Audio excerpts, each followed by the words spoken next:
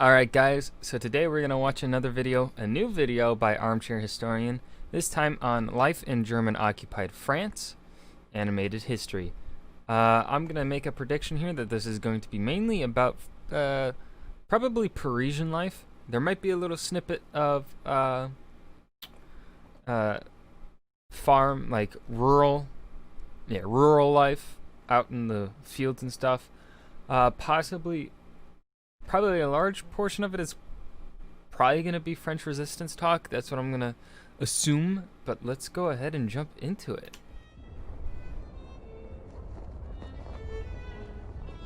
Opening up with Paris. It is late on the night of August 18th, 1944, and Paris is illuminated only by moonlight. Okay, so we are in August 1944, so post D-Day.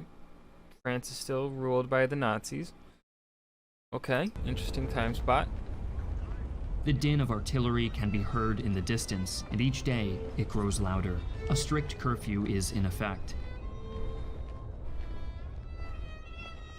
and German patrols march up and down the empty streets, the stamp of their heavy boots echoing through the alleyways that they pass. But despite the danger, a small French family scurries through them. Innocently, the woman carries her newborn child, and her husband and son, new blackout curtains for their home. Just one wrong turn could spell disaster. However, the father remains calm. Their animation has gotten so much better. Navigating the winding back streets of the city with reassuring ease. But just before they round the last corner, the son stumbles over a loose cobblestone and the family freezes in terror, knowing that they have only seconds. Fucking dropped her baby. The mother helps her son regain his footing, and the three dart off deeper into the maze-like streets of the occupied city. Oh. Was ist das jetzt?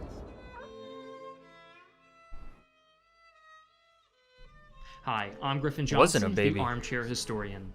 In today's video, we'll be exploring what life was like for the citizens of France after their country's It's a capitulation detailed flag, like in the this background. Second World War. Like here you can tell it's a drawing, but like back here, like a little, the way it's blurred. Well, the portrait, the hanger here looks fake, but that flag, that's a nice drawn flag. Our focus will be on their day-to-day hardships under the heel of a Damn. regime that A viewed moving the nation camera? Shit. as little more than a convenient really source upped of up labor their, and resources production. for their war machine. Before we begin, I'd like to take a minute to talk about today's sponsor. This is World of Warcraft fans. Following the French surrender on June 22nd, the country was split in two. In the north, the German-occupied zone, and in the south, a new puppet regime under French Marshal Philippe Pétain, created because the Germans essentially lacked both the time and energy to govern all of France by themselves. Well, that's also one of the reasons, and then also there was this thought that if they essentially made it look like the British were on their own, like Vichy France ruled by the French instead of being ruled fully by Germans, that kind of sends a subliminal message, as well as a loud message saying, hey, look, everyone on Europe, on the continent, is on our side. Britain, you better give up. Even your old French friends have turned on you, even though the real French government actually escaped to Britain. But Philippe Pétain's Vichy France, you know, there was that idea of trying to send a message to try and maybe pressure the British into giving up. But that would not happen. The Italians, who had assisted Hitler's conquest, were also granted a small occupied zone of their own in the form of a participation award.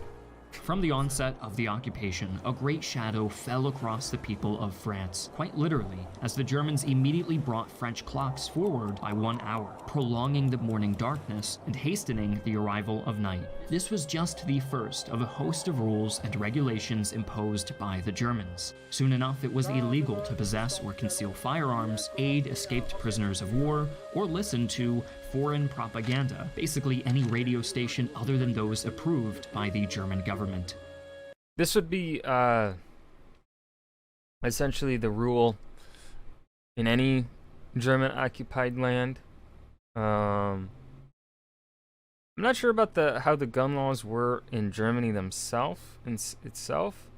Obviously, Jews, Slavs, certain peoples were definitely excluded from owning guns, but I don't know to what extent actual Germans were allowed to own guns. I don't know if a lot of Germans were able to own guns. Well, not a lot, but I don't know. That just a little question that I have. So I don't even know why I'm bringing it up in a thing about France. But I think it is important to note that the French did get off a whole lot easier than a lot of other countries. Obviously, the Norwegians and Danes got off pretty easy because they had that Nordic Germanic root. Probably they got off maybe a little easier than the French at times, because the French resistance was so huge. Even though there was Norwegian and Danish resistance, there was resistance in every occupied territory.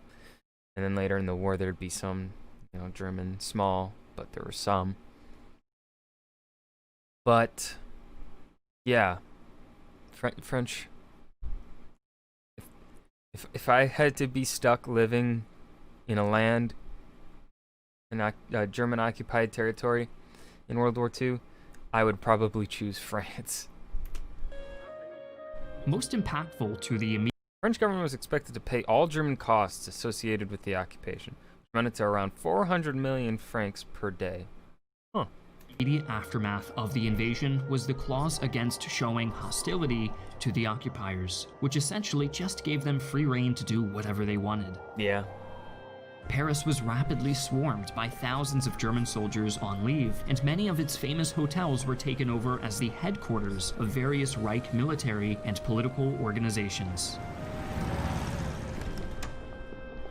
In addition to having to deal with young and eager Wehrmacht recruits flooding the capital, the armistice had fixed the exchange rate between the franc and the Reichsmark at 20-1, making even the lowliest German private able to stock up on as much cheese and wine as he could smuggle past his commanding officers. Not that the officers were any better. Far from setting a good example, the ranking members of the German army set about requisitioning vast amounts of supplies from the helpless French people. Baggage trains were soon leaving France on a daily basis, laden with luxury items, exotic foodstuffs, and even priceless works of art. Having been robbed of their possessions and locked in their homes at night, the French were subjected to an even worse fate: bureaucracy. Identification cards were mandatory for every French citizen. I think that would also mean, obviously this is just detailing French life, but I think, from what I know, I think you can assume that this was also the fate for literally like any other German-occupied land. But as much as the French people resented this inglorious plundering, worse was in store. Nazi officials soon imposed a curfew on the nation, prohibiting activity between midnight and 6 a.m. Who the fuck goes out at midnight and 6 a.m.? Like, come on. People with a life? Ugh. Ugh. I'm asleep past midnight. I'm old. This curfew would be used like a baton to beat the populace into submission, and was pushed forward multiple times in response to acts of civil disobedience. However, while this treatment was humiliating, even more changes were on the horizon. As the Second World War progressed and the Nazi God, their animation quality has just gone up so much. Like, I started watching this channel when they were pretty new. And to see how they've progressed, it's just supply amazing. situation deteriorated, greater and greater material pressure was exerted on its occupied territories. The flow of luxury goods out of France was soon replaced by an even greater flow of essentials such as wax, metal, textiles, leather, and a vast array of other products. This led to the issuing of yet another dreaded piece of paperwork, the ration card. Rationing in France started off strict and only got stricter as the war progressed. As early as 1941, daily caloric intake by adults had fallen from 2,400 calories to between 1,200 and 1,500. Oh, no. I could not live on By that. comparison, German citizens in 1941 were consuming a healthy 2,000 calories a day. With harsh rationing came the inevitable rise of the black market, where disgruntled Frenchmen were happy to sell their hoarded goods to their fellow countrymen at exorbitant prices. Farmers faced stiff fines or imprisonment if they were caught, but this was little deterrent when their goods could easily fetch 30 times the official price on the black. Urban areas typically suffered worse shortages of food, but still had access to manufactured goods. Villages were the opposite. Yeah. Market, resulting in the creation Yeah, I probably would say I'd want to live in the villages because, for one, I'd care more about there being food. I don't like manufactured goods is fun and all, but like if I can't have my food, dude. And then also, I suspect that it was probably not as bad of a life out in the villages compared to living in the city under German control. Probably a little less strict, as depending on how far away you were from like a German outpost or something. Maybe there was more leeway. Maybe you could get away with some more things. This is just all me hypothesizing because I don't know too much about the day-to-day life of a person in occupied territories during World War II. I'm only going off of the information being told in this video, as well as little bits of information I know from past studies, past readings, etc., school, whatever. of informal barter systems between cities and rural villages in an attempt to ease the pressure of the occupation. Thanks to arrangements like these, the French people were able to endure the hardships of the occupation. But still, many citizens were now refugees, displaced by the invasion and subsequent division of France. With nearly 2 million French soldiers held captive, many communities became ghost towns. Even Paris was affected, with its pre-war population of 3 million falling to around 800,000 No way. by the time of the occupation. Damn.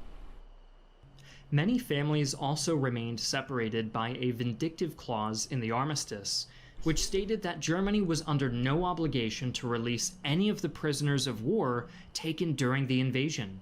These men were now hostages, and the French people were expected to work for their release. And as more able-bodied Germans were drafted into the military, the Axis need for foreign labor grew.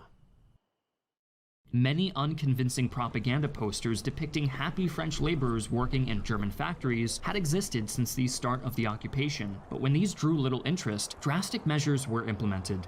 In March 1942, Hitler personally appointed Fritz Sauckel to the position of General Plenipotentiary for labor deployment. It was Sauckel's job to secure foreign labor for the Reich by any means necessary, which would earn him the nickname the Slaver of Europe. Sauckel's first initiative was conceived in cooperation with the Vichy government and was called the Relevé, or Relief Shift. It was a simple concept. For every 3 French workers sent to Germany, 1 French prisoner would be released.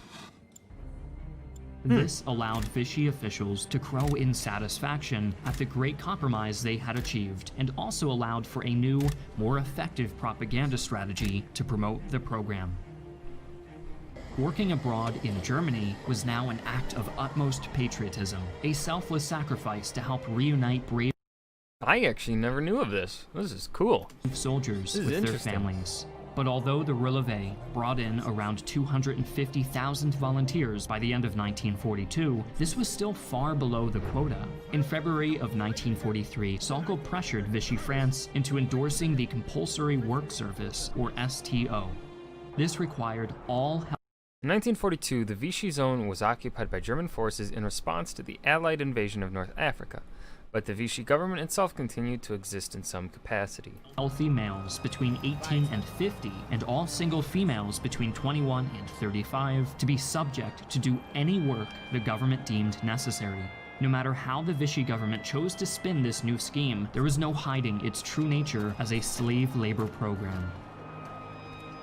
The introduction I really did not know about this. This is interesting. of the STO was arguably the breaking point for the French people. They had stoically endured starvation, displacement, and injustice. Well, starvation, let's be real. As stated, they had access to still roughly a 1,200 to 1,500 calories, which is, I think, a lot better than what Polish and Czech, Slavic peoples probably could have expected under German occupation. But obviously, everyone goes through their own hardships, so, you're comparing peoples who had different life experience, what they could expect out of life. So, you gotta look at it in their own lens. You can't really. Me just comparing it is just me just saying things. But this was too much. The French resistance, which up until this point had been little more than an irritant to the Nazis, now saw a considerable increase in membership, thanks primarily to Sauckel's efforts. Getting into the French resistance into the last 4 minutes of the video,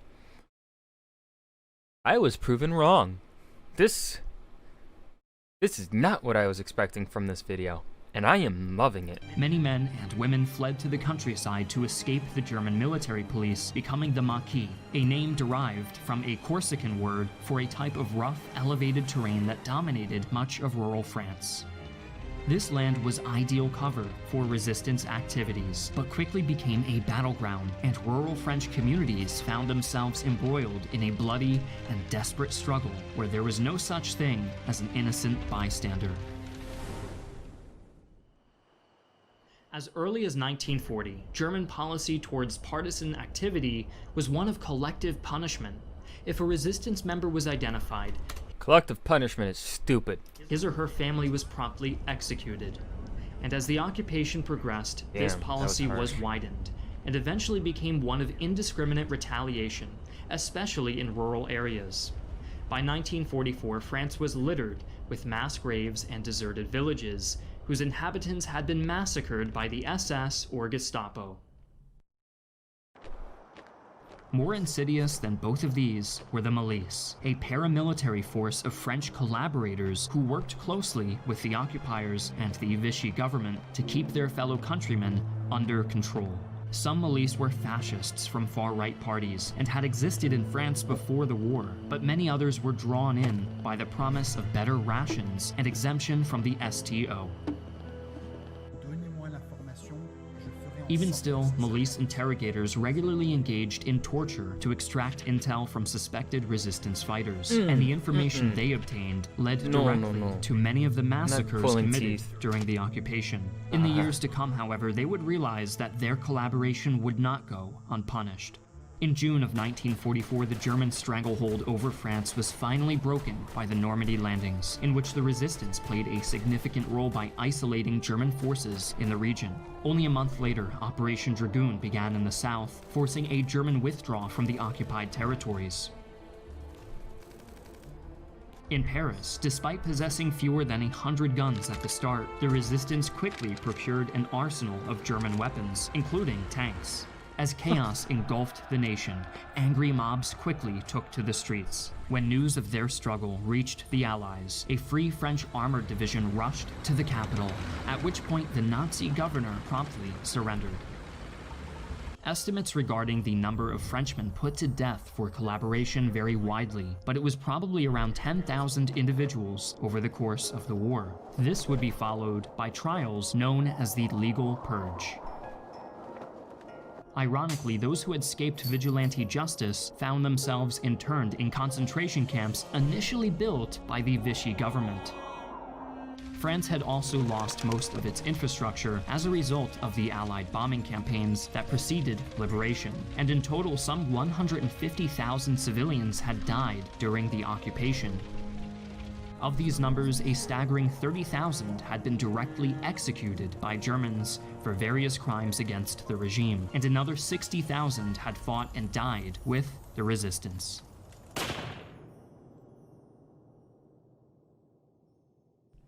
Throughout the brutality and hardships of the occupation, the spirit of the French people remained unbroken.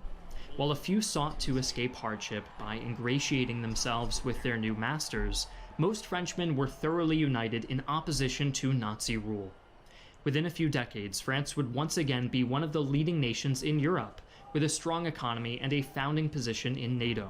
But one needs only to take a walk through the ruins of villages like Oradour-sur-Glane to see the dreadful price France paid for its freedom. Before we conclude, Excellent video. Excellent video. Let's see, is there more that I need to add? No, I think I covered everything as the video went on. I don't think I need to add much more to it. Aside from that damn, this video was good. Yeah, that's about all I've got to add. Really good video. There'll be a link to Armchair Historian in the description below, as I do with all of these reaction videos. Thank you guys for watching. If you enjoyed, remember to hit that like button and to subscribe for more. Thank you.